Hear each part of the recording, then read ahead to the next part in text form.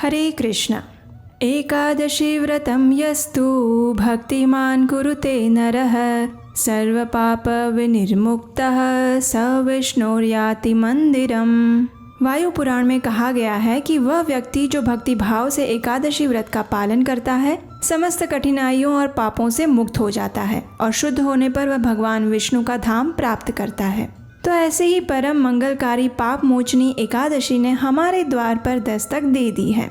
चैत्र मास के कृष्ण पक्ष में आने वाली ये एकादशी इस वर्ष आ रही है 18 मार्च 2023 शनिवार को। इस दिन ब्रह्म मुहूर्त का समय है प्रातः 4:58 और सूर्योदय होगा प्रातः 6:34 पर। ये समय उत्तर भारत की समय सारणी अनुसार बताया गया है, इसलिए आप अगर किसी और स्थान पर हैं तो अपना लोकल कैलेंडर जरूर चेक कर लें। एकादशी के अगले दिन द्वादशी पर व्रत खोलने का पारण समय है प्रातः 6:32 से लेकर 8:09 तक। तो चलिए अब देखते हैं इस एकादशी का पालन करने की व्रत विधि क्या है। लेकिन उससे पहले अगर आपने अभी तक इस चैनल को सब्सक्राइब नहीं किया है तो अभी कीजिए, ताकि एकादशी से जुड़ी एक भी जानकारी आप मिस ना कर दें। जो भी व्यक्ति इस परम पुण्यदायी एकादशी व्रत का निष्ठापूर्वक पालन करना चाहता है उसे दशमी के दिन संध्या के बाद अन्न युक्त भारी भोजन नहीं लेना चाहिए। इस विषय में ब्रह्मवैवर्त पुराण में कहा गया है, दशम्याम एक भक्तन्तु कुर्वत नियतेन्द्रियः आचम्यवन्त काष्ठन्तु खादयेत्तेदनन्तरम। अर्थात व्यक्ति को दशमी के दिन संयमित इंद्रियों के साथ एक बार ही भोजन ग्रहण करना चाहिए। तत्पश्चात अपने मुंह हाथ धोकर सही प्रकार से दांतों को मांजना चाहिए। तो इस प्रकार मन, शरीर और इंद्रियों को परम भगवान श्री कृष्ण के ऊपर केंद्रित करें और अगले दिन एकादशी पर प्रातः ब्रह्म मुहूर्त में उठ जाएं। ये समय आध्यात्मिक साधक के लिए सर्वश्रेष्ठ माना गया है। ब्रह्म मुहूर्त यानी सूर्योदय से 1.5 घंटा पहले का समय, और इसी कारण अष्टांग हृदय सूत्र 2:1 में कहते हैं, ब्राह्मे मुहूर्ते उत्तिष्ठेत स्वस्थो रक्षार्थम आयुषः। इसका अर्थ है स्वस्थ मनुष्य को आयु की रक्षा के लिए ब्रह्म मुहूर्त में उठना चाहिए। अब उठने के बाद स्वयं को स्नान इत्यादि से शुद्ध कर लीजिए। स्नान करते समय आप पवित्र नदियों का स्मरण करते हुए इस मंत्र का उच्चारण कर सकते हैं, गंगा सिंधु सरस्वती च यमुना गोदावरी नर्मदा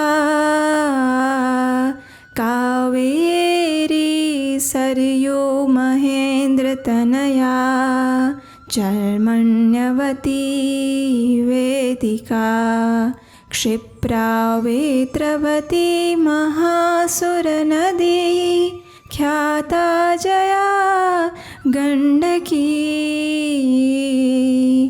पूर्णा पूर्ण जले समुद्र सहितां कुर्वन्तु मे मंगलाम।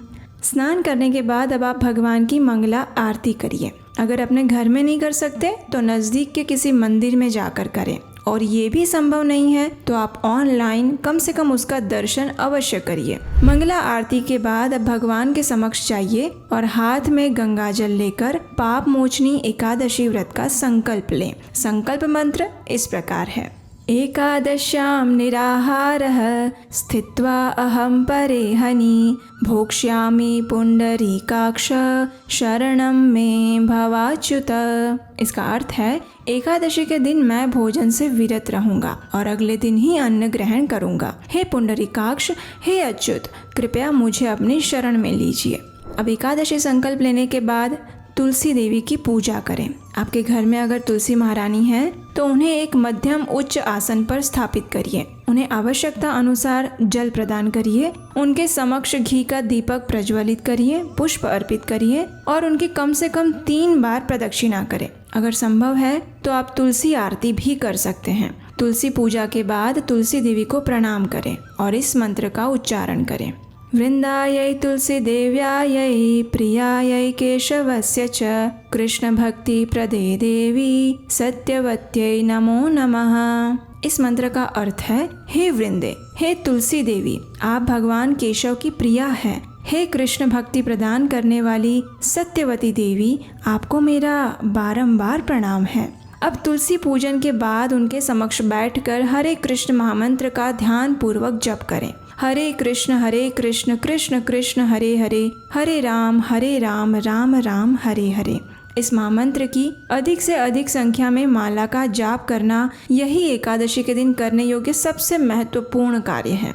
इसलिए संपूर्ण दिन में इस महामंत्र की कम से कम 10, 16, 25 या फिर 32 माला का जाप जरूर करना चाहिए। हरे कृष्ण महामंत्र के जप के साथ साथ श्रीमद् भागवतम या भगवत गीता का अध्ययन और श्रवण भी करना चाहिए।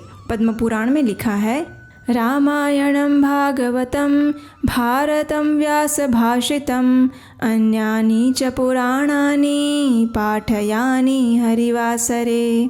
अर्थात रामायण, भागवतम, महाभारत और महर्षि वेद व्यास रचित अन्य पुराणों को एकादशी के दिन पढ़ना चाहिए। इस प्रकार संपूर्ण दिन के दौरान आप अपनी चेतना को भगवान श्री कृष्ण के चरणारविंद में स्थिर करके रख पाएंगे। एकादशी के दिन प्रत्येक व्यक्ति को उपवास रखना चाहिए।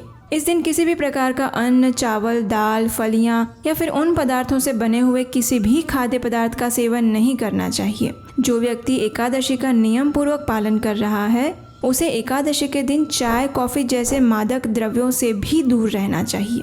अगर आप संपूर्ण उपवास नहीं कर सकते तो आप जल, दूध, फल, दूध से बनी हुई चीज़ें या फिर एकादशी प्रसाद ले सकते हैं, लेकिन किसी भी स्थिति में अन्न का सेवन नहीं करना चाहिए। अब संध्या के समय घर में भगवान के समक्ष तथा तुलसी देवी के समक्ष घी का दीपक प्रज्वलित करें और हरे कृष्ण महामंत्र का कीर्तन करें। अगले दिन द्वादशी पर निर्धारित पारण समय पर एकादशी व्रत का पारण करें। एकादशी व्रत का पालन तभी संपूर्ण माना जाता है जब निर्धारित समय पर उसका पारण किया जाए।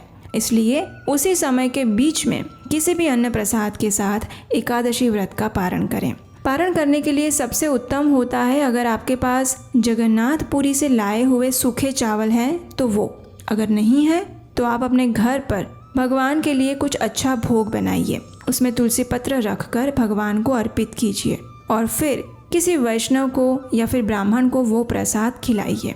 अपनी क्षमता अनुसार कुछ न कुछ दान दीजिए। जब वे संतुष्ट हो जाएं तो फिर आप भी एकादशी व्रत का फल भगवान को अर्पित करके उनसे प्रार्थना करते हुए भगवान को अर्पित उस अन्न प्रसाद को ग्रहण करें और अपने एकादशी व्रत का पारण करें। यही है नियम पूर्वक एकादशी पालन करने की संपूर्ण विधि। अगर आप हमारी प्रत्येक एकादशी कथा सुनते हैं तो इस संपूर्ण विधि में से आप कौन कौन से नियम का पालन करेंगे ये हमें नीचे कमेंट बॉक्स में लिखकर ज़रूर बताइएगा।